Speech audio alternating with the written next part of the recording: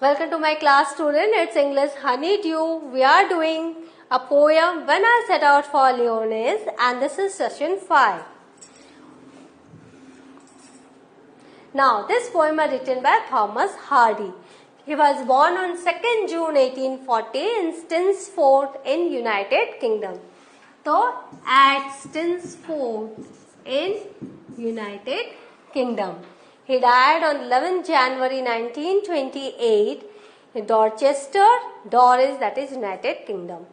He was an English novelist and poet, a Victorian realist in the tradition of George Eliot. आपने अब जब ज़्यादा से ज़्यादा लिटरेचर पढ़ेंगे ना, तो आपको जॉर्ज इलियट के बारे में पता चलेगा, आपको थॉमस हार्डी के बारे में पता चलेगा, आपको ये विक्टोरियन एज के बारे में पता चलेगा. तो जितना ज्यादा आप इंग्लिश पढ़ोगे, लिटरेचर जितना आप जानोगे, आप और ज्यादा एंजॉय करोगे इसे. तो वो जो थे वो जॉर्ज इलियट के ट्रेडिशन को उन्होंने फॉलो किया और वो एक विक्टोरियन रियलिस्ट थे Thomas Hardy. He was influenced both his novels and his poetry by romanticism. जितने भी न्यू थॉट्स थे, रोमांटिसिज्म से, उनसे वो काफी इन्फ्लुएंस हुए थे, स्पेशली विलियम वर्ड्सवर्थ. तो विलियम वर्ड्सवर्थ से भी ये काफी इन्फ्लुएंस थे. Now this is mister Thomas Hardy. ना अब जब भी पोएम पढ़ते हो तो क्या है, स्टार्टिंग में आप थोड़ा सा इनके बारे में जानकारी लेते हो. तो क्या जानकारी है? As a young apprentice architect, British poet and novelist Thomas Hardy once visited Paris to supervise the restoration of a church.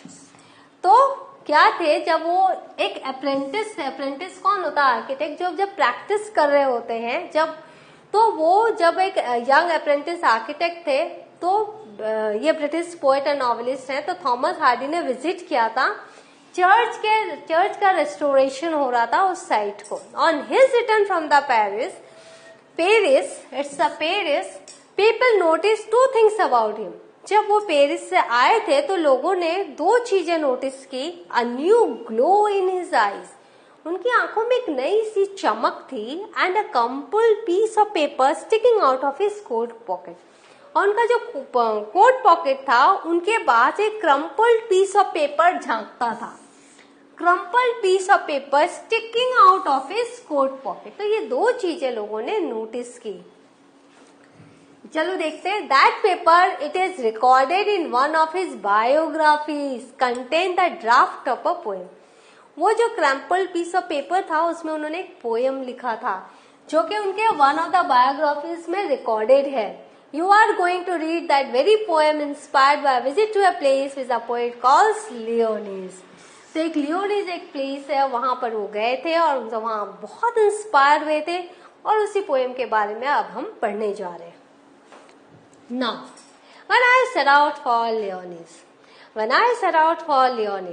right, 100 miles away, 100 mile दूर, the Rhine was on the spray and starlight lit my lonesomeness.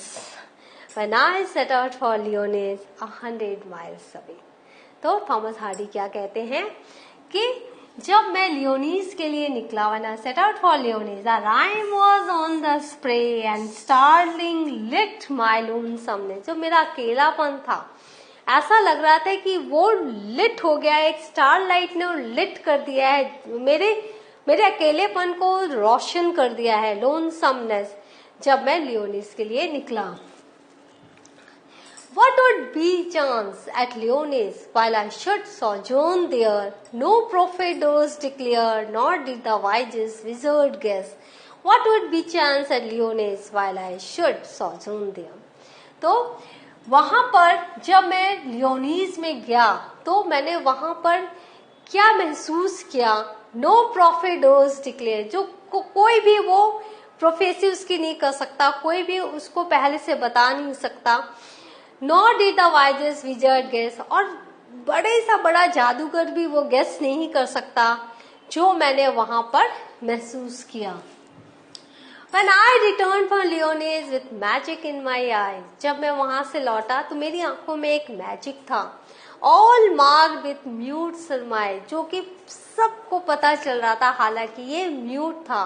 My radiance rare and फैथमलेस, जो मेरा radiance था, जो मेरा glow था, वो rare था, वो पहले नहीं था मेरे में, और वो फैथमलेस था. It was like with depth. When I returned for Lyonesse with magic in my eyes, जब मैं लियोनेस से लौटा एक मैजिक अपनी आंखों में लेकर. तो ये थॉमस हार्डी ने, ये एक क्रम्पल पीस ऑफ पेपर में उन्होंने इसे लिखा था, जो कि उनके कोट पॉकेट से दिख रहा था लोगों को. तो अभी what we will do, glossary word meaning आप देख लो.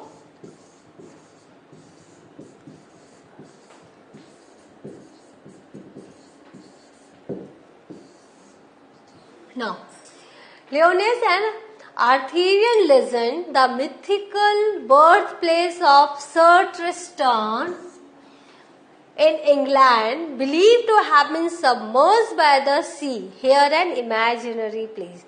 तो ये जो लियोनेस है, यहाँ पर एक इमेजिनरी प्लेस के रूप में बताया गया है. एक इमेजिनरी प्लेस जिसको आपने सिर्फ इमेजिन किया है, सोचा है, लेकिन ये क्या है, आर्थेरियन लेजेंड में इसका नाम है, और ये एक मिथिकल बर्थ प्लेस है सर ट्रिस्ट्राम का, जो कि इंग्लैंड में है. और ये ऐसा कहा गया है, ऐसा बोला जाता है कि वो समुद्र में डूब चुका है.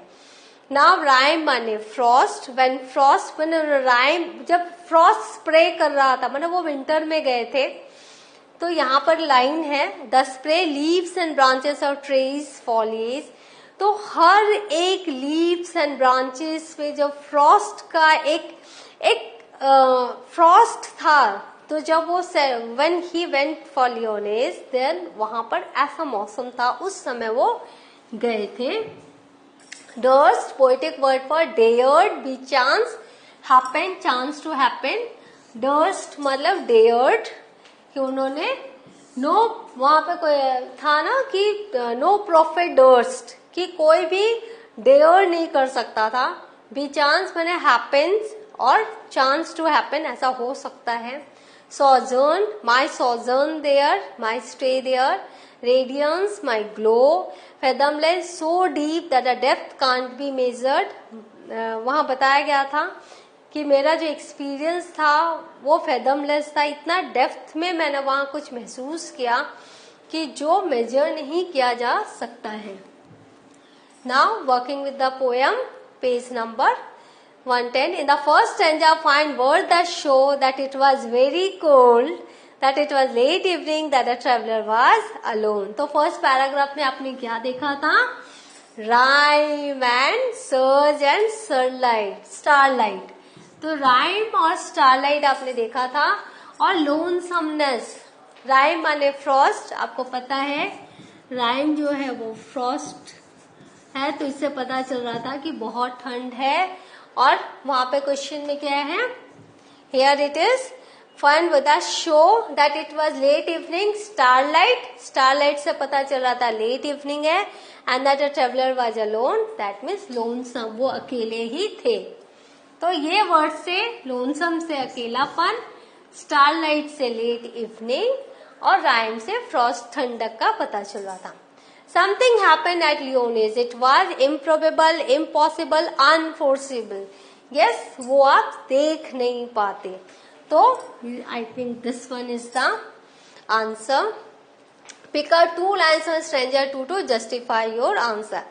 Unforeseeable, उन्होंने कहा था कि कोई इसे देख नहीं पाएगा कि क्या चेंज मुझ में आया जब मैं वहां गया. नो प्रॉफिट दोस डिक्लेयर, कोई भी प्रॉफिट मीन्स जो भविष्यवाणी करते हैं, डेयर नहीं कर पाएंगे, डिक्लेयर नहीं कर पाएंगे, ये हिम्मत नहीं कर पाएंगे कहने की हाँ मैंने ये महसूस किया.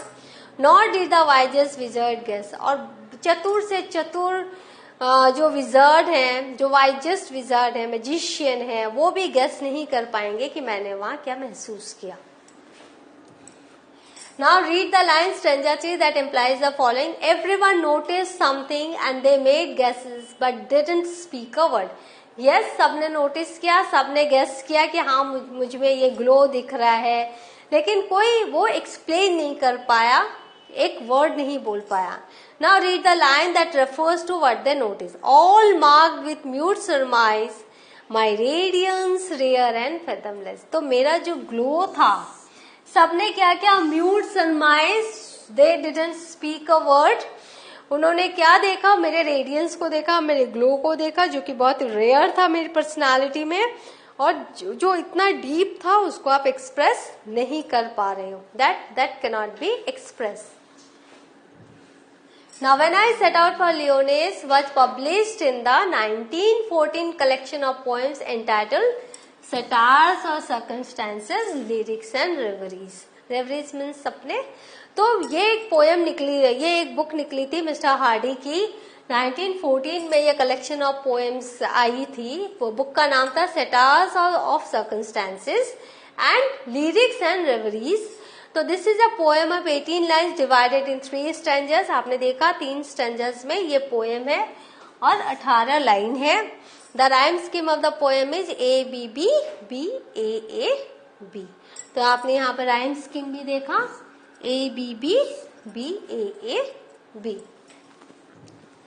द मेजर पोएटिक डिवाइसेस जो कि इस पोएम में यूज हुआ है, एलिट्रेशन, व्हाट वुड, देखो यहाँ पे रिपीटेशन ऑफ डब्ल्यू है, letter, should sojourn, SS, dress declare, DD, wisest wizard, WW. Then repetition है, when I set out for Lyonnaise, 100 rules away. तो आपने देखा ये जो पर्टिकुलर लाइन है कई बार यूज हुआ है। What would be chance at Lyonnaise while I should sojourn there? तो इस तरह से आपने देखा रिपीटेशन भी है, यहाँ पे WW का है, यहाँ पर है रिपीटेशन ऑफ लेटर्स भी है।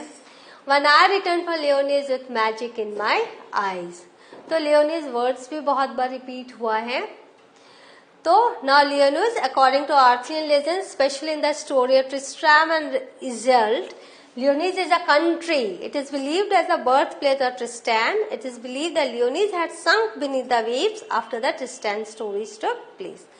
तो ये ट्रिस्टैन स्टोरीज में आपको ये लियोनीज एक प्लेस का पता चलेगा जो कि कहा जाता है समुद्र में डूब चुका है। तो यहाँ एक इमेजिनरी प्लेस के रूप में कवि ने लिखा है। नाउ तो what have we learn today? We have learn a poem when I set out for Lyonnesse. This is a experience explained by Mister Thomas Hardy when he went there and what change he found in his personality. Everyone marked it, everyone noticed it, but couldn't explain it. So Mr. Hardy is saying, yeah, no one can guess it, and if they can guess it, they cannot measure the depth of the radiance that I have experienced when I returned from the place Lyonnaise. So the story comes to an end here. In the next class, I shall be with a new chapter. Till then, read the poem, learn it, and enjoy. Thank you.